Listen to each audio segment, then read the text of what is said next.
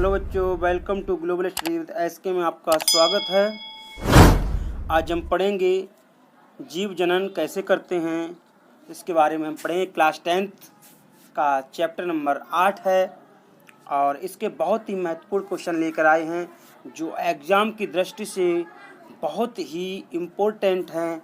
आप सभी इन क्वेश्चनों को देखेंगे और समझेंगे और कोई भी इस वीडियो को स्क्रिप्ट नहीं करेगा और कुछ बीच में हमारी वीडियो नहीं आ पाई, इसके लिए सबसे हम सॉरी बोलते हैं। किसी कारणवश नहीं आ पाई, अब आपको क्रमशः वीडियो प्राप्त होंगी।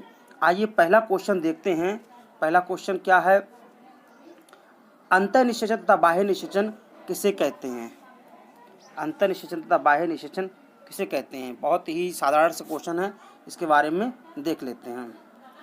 तो जब निषेचन क्रिया शरीर के अंदर होती है, जब निषेचन क्रिया जो होगी अगर शरीर के अंदर होती है निषेचन क्रिया, तो उसे बोलते हैं अंतःनिषेचन। और यही क्रिया अगर किसी जीव, मान लो ये जीव है, इसकी 2 आँखें हैं, ठीक है, इसके शरीर के अगर अंदर ये क्रिया होती है, शरीर के अंदर होती है, तो अंतःनिषेचन। अगर यही निषेचन क्रिया अगर शरीर के बाहर होती है, यानी कि कहीं पर भी होती है, यहाँ होती है, कहीं होती है ना, शरीर के बाहर होती है ये क्रिया, तो मान लो यहाँ हो रही, यहाँ हो रही है, तो शरीर के बाहर, शरीर के अंदर ना होकर शरीर के बाहर होती है, उसे बोलते हैं बाह्य निषेचन। ठीक है, उसे बाह्य निषेचन बोलते हैं। ठीक है, तो देखते हैं, पढ़ते हैं क्या दे रहे हैं ये। ठीक है, जब निषेचन क्रिया शरीर के अंदर होती है तो उसे अंतःनिषेचन कहते हैं। जैसे पक्षियों में और स्तनियों जो मैमल्स, हम लोग क्या हैं, मानव क्या है, मैमल्स हैं, हम लोग में निषेचन जो होता है वो शरीर के अंदर होता है। ठीक है, कहाँ, शरीर के अंदर होता है। और आप देखते हैं इसमें जब निषेचन क्रिया शरीर के बाहर होती है, यानी जल में संपन्न होती है, तो इसे बाह्य निषेचन कहते हैं। जैसे मछली व उभयचरों में, जैसे मेढकों में, मेढक क्या है, उभयचर है। ठीक है, इनमें क्या होता है, शरीर के बाहर होती है। ठीक है, अगला क्वेश्चन देखते हैं। हाँ, तो अगला क्वेश्चन देखते हैं हम। थोड़ा सा जूम करते हैं। हाँ, अगला क्वेश्चन देखते हैं। अगला क्वेश्चन है आपका, पुमंग तथा जायंग में क्या अंतर है? बहुत ही टर्मोलॉजी वाले क्वेश्चन है, बहुत ही इम्पोर्टेंट है। देखते हैं क्या है पुमंग और जायंग, इनके बारे में देखते हैं।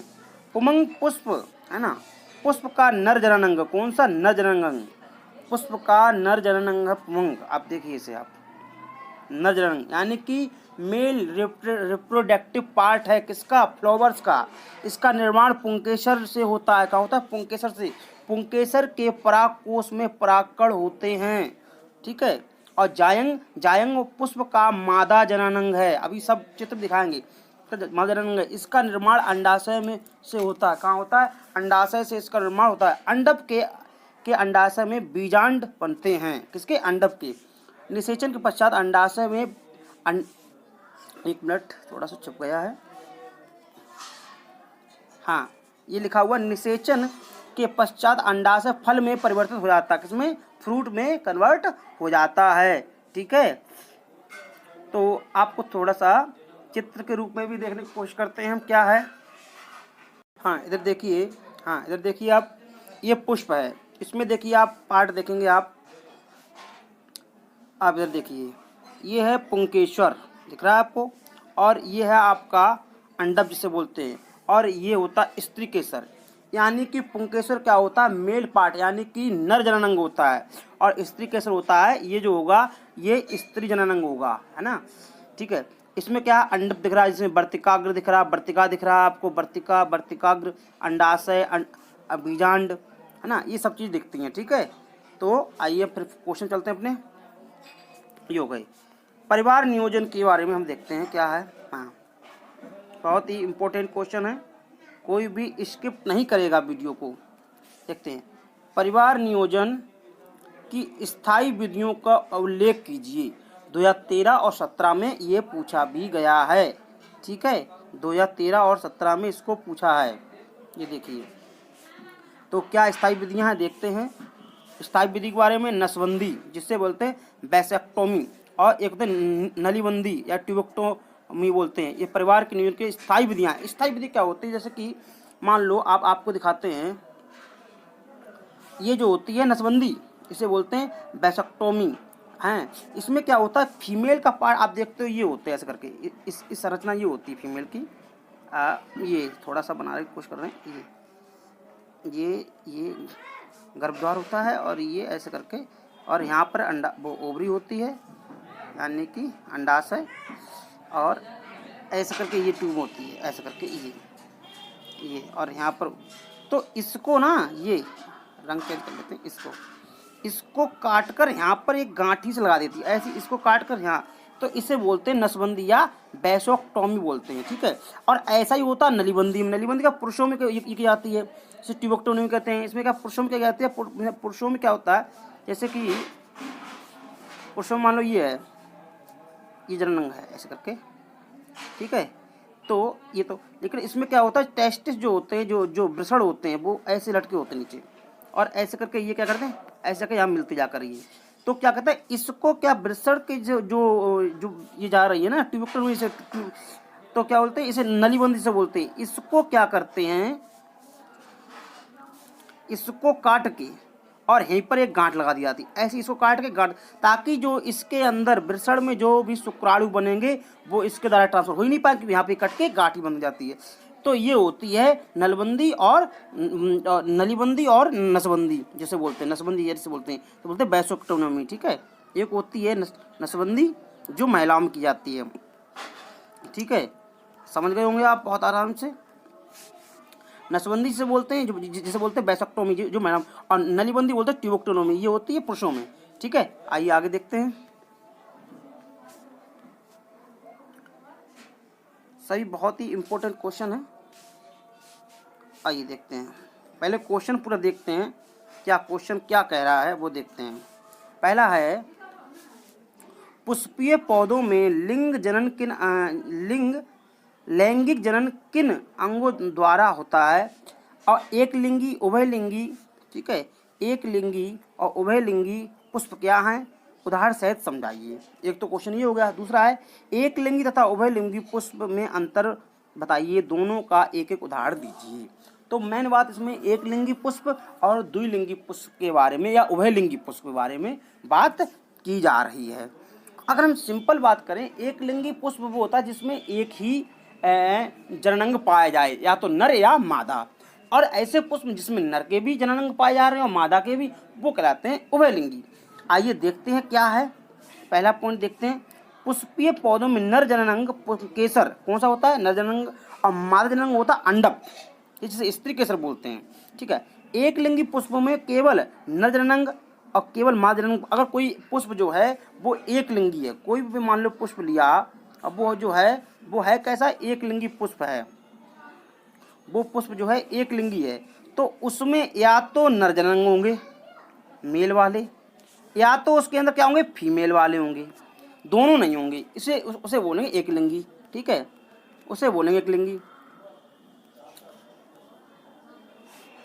और ठीक है, जैसे एक लिंगी पुष्प में केवल नर या केवल मादा जननांग पाए जाते हैं, ठीक है। अर्थात नर पुष्प तथा मादा पुष्प पृथक पृथक होते हैं। जैसे कि आप कोई पुष्प है उसमें नर वाला पुष्प अलग होगा और मादा वाला पुष्प अलग होगा, जैसे लौकी, तोरई, पपीता आदि। नर तथा मादा पुष्प एक ही पौधे में पर स्थित हो सकते हैं, जैसे मक्का में, अथवा अलग अलग पौधों पर हो सकते हैं। अलग अलग पौधे कैसे होंगे, पपीता अलग अलग होते हैं क्योंकि ये एक लिंगी होता है, और एक ही पुष्प होते हैं जिसे उभयलिंगी बोलते हैं, वो क्या है मक्का में होता है। उभयलिंगी पुष्प में नर तथा मादा दोनों प्रकार के जननांग पाए जाते हैं, जैसे सरसों, गुड़हल, मटर, ये उभयलिंगी है। एक ही पुष्प में नर भी जननांग होंगे और मादा भी जननांग होंगे। आप समझ गए होंगे। आगे चलते हैं, देखिए ये दिया गया है, ये चित्र है पुष्प का, अभी दिखाया हूँ, फिर भी आप इसे एक बार देख लीजिए। उस टाइम और पर्पज से दिखाया था, अब और पर्पज से। इसमें बोल रहा है, पुष्प की अनुदैर्घ्य काट कर नामांकित चित्र, यानी कि पुष्प का एक चित्र बनाइए। तो आप देखें पुष्प है, ये दल आप देख रहे हैं, दल ये क्या होता है, बहुत रंगीन पार्ट होता है, बहुत हरा भरा होता है। ये कीटों को अपनी ओर आकर्षित करने के लिए जो है ना काम करता है, यानी कि जो आप इसका जो रस ले जाते कीट उन्हें आकर्षित करता है, कौन, ये दल। ठीक है। और ये जो आपको दिख रहा है जिसे बोलते हैं वर्तिकाग्र, ये बहुत ही चिपचिपा पार्ट होता है ये वर्तिकाग्र, ये वाला बहुत ही, यहाँ पर जैसे ही परागकण गिरता है इसमें चिपक जाता है और इसके द्वारा अंदर की ओर फिर जाने लगता है। ठीक है, आगे चलते हैं। वर्तिकाग्र या वर्तिका क्या होती है, वर्तिकाग्र से वर्ति और जो ये आप देख रहे हैं अंडाशय तक जो नलिका होती ना, ये इस नलिका को कहते हैं वर्तिका। और अंडाशय में क्या होते हैं, बीजांड पाए जाते हैं, ये अंडाशय है। ठीक है, बात समझ रहे होगे आप, ये अंडाशय है। ठीक है, और इस पूरे को पोर्शन को यहाँ से लेके इस पूरे पोर्शन को स्त्री अंग के इसे अंडप या स्त्री केसर बोलते हैं। अगर आप फीमेल या मतलब उसे बोलते हैं मादा जनन अंग अगर पूछेंगे तो उसे आप अंडप बोलेंगे। क्या बोलेंगे, अंडप बोलेंगे। ठीक है, क्या बोलेंगे, अंडप। ये देखो दिया गया अंडप। और अंडप के ये 4 पार्ट हैं, कौन कौन से, वर्तिकाग्र, वर्तिका और अंडाशय और बीजांड। ठीक है, अब ये बाह्य दलपुंज आप देख रहे होंगे इस तरफ, बाह्य दलपुंज, ये वाला बाह्य दलपुंज क्या होता है, जब फूल कली की अवस्था में होता है, जब वो कली होती है तो ये बाह्य दलपुंज क्या होता है, उस कली को संरक्षित करता है, प्रोटेक्ट करता है, उसको बचाता है धूप से, हवा के झोंके से, कीटों से बचाता है ताकि उस कली को कोई क्षति ना पहुंचाए। वो काम होता है बाह्य दलपुंज का। और ये किस रंग का होता है, ये हरे रंग का होता है। ठीक है, पुष्पासन, ये आप देख रहे हो, ये जो चौड़ा पार्ट है इसे पुष्पासन बोलते हैं। और पुष्पप्रंत, ये जो डंठल होता है जिससे पकड़ते हैं वो। ठीक है, अब आ जाओ इधर एक देखते हैं। अब हम देखते हैं नर जननांग के बारे में, देखते हैं नर जननांग। इसे बोलते हैं परागकोश। परागकोश कहाँ आपको दिख रहा है, देखिए जरा, ये है परागकोश। परागकोश क्या, इसके अंदर परागकण होते हैं। क्या होते हैं, परागकण। और इसको बोलते हैं पुंकेसर। नर जननांग को क्या बोलते हैं, पुंकेसर। आप पुंकेसर को देख सकते हैं, पुंकेसर, ये पुंकेसर, ये पुंकेसर। ठीक है, हाँ। और परागकोश किसके अंदर होते हैं, इसके अंदर पाए जाते हैं, परागकोश इसके अंदर। ठीक है, और सॉरी, परागकोश में परागकण पाए जाते हैं, परागकोश में परागकण पाए जाते हैं। और ये जो आपको दिख रहा है परागकोश से और ये यहाँ तक जो जुड़ा हुआ पार्ट है जिसे, इसे बोलते हैं तंतु, यानी कि जिससे जो फिलामेंट जिससे अटैचमेंट है वो जुड़ा हुआ है। ठीक है, आप इसको पुष्प को बहुत आसानी से समझ गए होंगे, इसे नोट कर लें और बार बार बनाने की कोशिश करें ताकि जो आपको एग्जाम में आप आराम से बना सकें। चले अगला नेक्स्ट क्वेश्चन देखते हैं। बहुत ही इम्पोर्टेंट क्वेश्चन छाट कर लेके आए हैं आपके लिए। कोई भी वीडियो को स्किप नहीं करेगा, स्किप करते हो तो अपना बहुत बड़ा नुकसान करते हो आप। ये आपको नंबर दिलाएंगे। मानव के वृषण के कारणों का उल्लेख कीजिए, यानी कि टेस्टिस के फंक्शन के बारे में हम बात करेंगे। टेस्टिस के फंक्शन, फंक्शन ऑफ टेस्टिस, मानव के वृषण के अंगों को, है ना, उनके क्या कार्य हैं उनके बारे में हम देखते हैं। क्या देखते हैं, आइए देखते हैं। हाँ,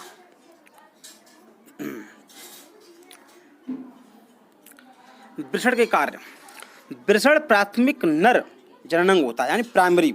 ठीक है, इसका प्रमुख कार्य होता है नर युग्मक यानी शुक्राणु का निर्माण। वृषण के अंदर ही शुक्राणु का निर्माण होता है। वृषण मतलब जैसे मान लो ये नर जननांग है, आप ये देख रहे नर जननांग है।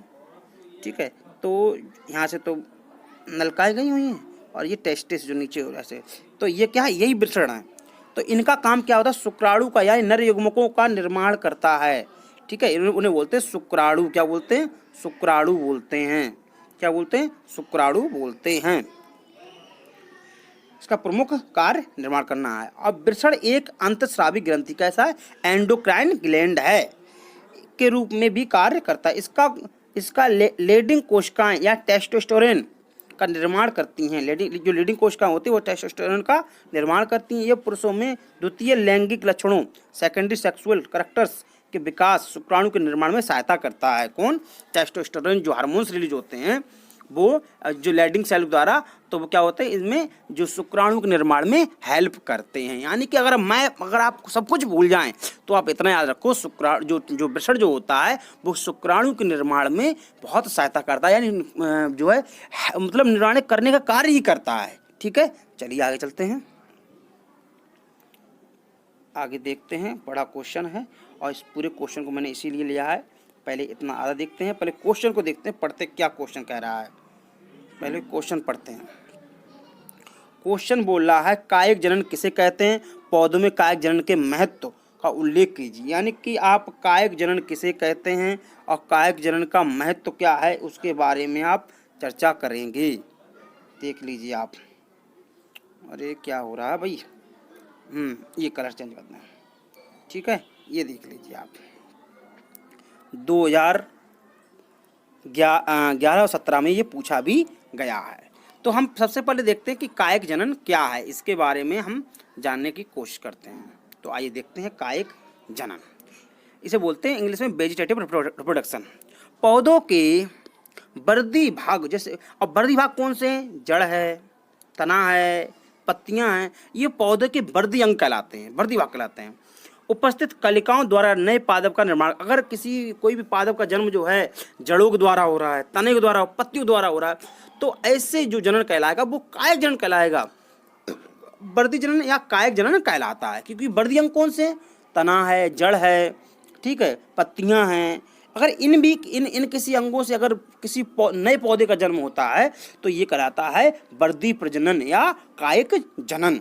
जैसे कि एग्जाम्पल में आलू के क्या होता है, पीस होते हैं, यानी कुछ। और आलू क्या है, आलू एक तना है, आलू जड़ नहीं है, आलू क्या है, आलू एक तना है। शकरकंद है, ब्रायोफिलम पत्ती होती है, ये पत्ती से पत्तियां बन जाती हैं, ठीक है, ठीक है। कायिक जनन के महत्व के बारे में अब हम देखेंगे। क्या कायिक जनन के महत्व के बारे में आप इधर देख लीजिए, ये कायिक जनन के महत्व। आइए देखते हैं कायिक जनन का महत्व क्या है। पहले हम लाभ के बारे में देखते हैं, हानियां बाद में देखेंगे। हाँ चलो, पहला महत्व देखते हैं कायिक जनन के बारे में। लाभ, कायिक जनन में से निम्नलिखित लाभ हैं। नए पौधे कम समय में उत्पन्न हो जाते हैं। कायिक जनन के द्वारा जो नए पौधे उत्पन्न होते हैं वो कम समय में उत्पन्न हो जाते हैं। मात्र पौधे के वांछित गुणों को पीढ़ी दर पीढ़ी बनाए रखा जा सकता है। इसमें विभिन्नताएं नहीं पाई जाती, इनमें हाइब्रिड नहीं बनती, संकर प्रजाति नहीं हो पाती, क्योंकि जो जैसा होता है उसी की कॉपी बन जाती है, ठीक है। तो जो उसमें गुण होते हैं, मात्र में जो भी उसके पेरेंट में, जो उसके पिता में, माता में जो गुण होंगे, सेम उसी में वो गुण हो जाते हैं, ठीक है। ऐसे पौधे जिनमें लैंगिक जनन की क्षमता समाप्त हो जाती है या जो अक्षम बीज नॉन वायबल सीड उत्पन्न करते हैं का प्रजनन इसी विधि से होता है। यानी कि जो जीव नहीं, जो मतलब बीज नहीं उत्पन्न कर पा रहे हैं, तो वो कायिक जनन के द्वारा भी जनन कर सकते हैं। कि ये फायदा ये, अगर मान लो किसी पौधे में बीज उत्पन्न नहीं हो रहा है तो उसे वर्दी अंगों के द्वारा भी उसकी जो है संतान को उत्पन्न किया जा सकता है। ऊतक संवर्धन, ठीक है, द्वारा वर्ष के किसी भी समय बड़ी संख्या में पौधे तैयार किए थे। ऊतक क्या होगा, ऊतक संवर्धन क्या होता है, किसी भी पौधे का आप एक क्या करेंगे, छोटा सा आप उसका अंग ले लेंगे किसी पौधे का, उससे ऊतक क्या होते हैं, एक छोटे से भाग में बहुत ऊतक होते हैं, और उन ऊतक को क्या हम एक अच्छा सा वातावरण देते हैं और उनको बढ़ाते हैं, तो एक ही समय में वैसी प्रजाति के बहुत से पौधे हम उत्पन्न कर सकते हैं, बहुत से जीव उत्पन्न कर सकते हैं, ठीक है। अभी हम कायिक जनन की बात कर रहे हैं, तो ये हम प्लांट की बात कर रहे हैं। इनकी हानियाँ क्या हैं, इनके बारे में हम देखते हैं क्या हानियाँ हैं। हर चीज़ के अच्छाइयाँ भी होती हैं और बुराइयाँ भी होती हैं। जैसे कि आपके कोरोना आया, उसकी बुराइयाँ थीं, साथ में अच्छाइयाँ थीं। अच्छाइयाँ क्या थीं, उसने जो है आपके पर्यावरण को कितना मतलब जो है हार्म पहुँच रहा था उसको संरक्षित किया। इतने समय के लिए गाड़ियाँ बंद हुई, फैक्ट्रियाँ बंद हुई, लेकिन इसकी एक बड़े पैमाने पर हानियाँ हुई। इसलिए हम उसकी जो है हानियाँ को ही देखते हैं और उसकी अच्छाइयों को हम नहीं देख पाते हैं, क्योंकि हम ये देखते हैं किसका परसेंटेज ज़्यादा है तो उसकी चर्चा ज़्यादा करते हैं। चलो वो सब अलग बात है, आइए अपने टॉपिक पे देखते हैं। तो इसके क्या कायिक जनन की क्या हानियां हैं उसके बारे में हम देखते हैं। कायिक जनन के बारे में, इस प्रकार के जन्म से पौधों में विभिन्नताएं विकसित नहीं होती, जैसा होता वैसा ही उत्पन्न होगी। कोई नई जो है जनरेशन उत्पन्न नहीं होगी, कोई नई संकर प्रजाति उत्पन्न नहीं होगी, कोई हाइब्रिड प्रजाति उत्पन्न नहीं हो पाएगी। नए पौधे के मात्र पौधे के आसपास उगने से भूमि, जल, खनिज, प्रकाश, वायु आदि के लिए पौधों में जीवन संघर्ष बढ़ जाता है, क्योंकि वो उसी प्रकार से रहते हैं तो वो जीवन संघर्ष बढ़ जाता है, क्योंकि वो उस चीज़ को अगर संकर प्रजाति हुई तो अपने आप को वैसा ढाल लेगी, लेकिन ये वह वैसे ही पुरानी दर पीढ़ी वही चल रहा है, ठीक है। कायिक जनन से पौधों की प्रजनन शक्ति कम हो जाती है, ठीक है, और नई जातियां विकसित नहीं हो पाती, क्योंकि वो जाति वैसी थी वैसी रही, कोई हाइब्रिड उत्पन्न नहीं हो रहा है, ठीक है। आगे देखते हैं नया क्वेश्चन। ये भी बड़ा क्वेश्चन है, पहले पूरा क्वेश्चन ही पढ़ने की कोशिश की जाएगी। मैंने ये इसीलिए मैंने क्वेश्चन इसीलिए लिया ताकि आप इसको समझ सकें क्या क्वेश्चन है, क्वेश्चन को देख सकें। परागकण के लाभ तथा हानियाँ बताइए। पहला आप यही देखिए, परागकण के लाभ तथा हानियाँ बताइए। ठीक है, परागकण के लाभ तथा हानियाँ क्या हैं ये देखेंगे। ठीक है, परागण पोलिनेशन। ठीक है ना, क्या उसके पोलिनेशन के लाभ हैं और क्या हानियाँ उसके बारे में हम देखेंगे। परागण क्या लाभ है, हानियाँ। ठीक है, और हम ये देखेंगे परागण किसे कहते हैं, ये कितने प्रकार का होता है, परागण के लाभ बताइए। हाँ, और देखो परागण किसे कहते हैं, ये अलग अलग क्वेश्चन है। 2011 में पूछा गया, 15 में पूछा गया, 14 में पूछा गया है, और ये 18 में पूछा गया, 15 में पूछा गया, और फिर ये 18 इधर पूछ गया, अलग कर लिया। ठीक, कोई बात नहीं, अलग अलग तरीके से ये पूछा गया। तो पहले हम ये देखते हैं कि परागण तथा इसके प्रकार क्या हैं, उनके बारे में हम देखते हैं। ठीक है, हाँ थोड़ा सा जूम, हाँ आइए देखते हैं। परागण तथा इसके प्रकार, लघु उत्तर हम जी। परागण के लाभ, परागण से निम्नलिखित लाभ हैं। इससे उन्नतशील प्रजातियां विकसित होती हैं, जिसे जैव विकास का आधार है। तो सबसे पहले हमें ये देखना चाहिए, पहले ये देखना है परागण के बारे में बताया नहीं, हम बताएंगे आपको। उन्होंने हानियों के बारे में बता दिया है। चलो हम आपको बता दें परागण क्या होता है। ठीक है, स्वपरागण होता है, ठीक है, सेल्फ पोलिनेशन और क्रॉस पोलिनेशन। ठीक है, तो अब अभी हम देखते हैं। देखिए क्या होता है, मान लीजिए आपके पास 2 पौधे हैं, ये 2 पौधे हैं, और इसमें क्या है, इसमें जनन, ये दोनों कैसे हैं, उभयलिंगी हैं। तो अगर जैसे कि इसमें क्या है कि आप मान लीजिए कि ये नर है और दूसरा वाला इस रंग से मैंने ले लिया, तो ये मादा है। ऐसे ही आप इसमें भी कर दीजिए, ये मादा है और ये नर है। ठीक है, अब क्या करना है, हाँ हाँ, अब क्या करना है आपको, मान लीजिए अगर इसका मान लो ये मादा है, तो अगर इसका इस पे ही आ रहा है ना, हाँ 1 मिनट, कुछ गड़बड़ हो गया है। हम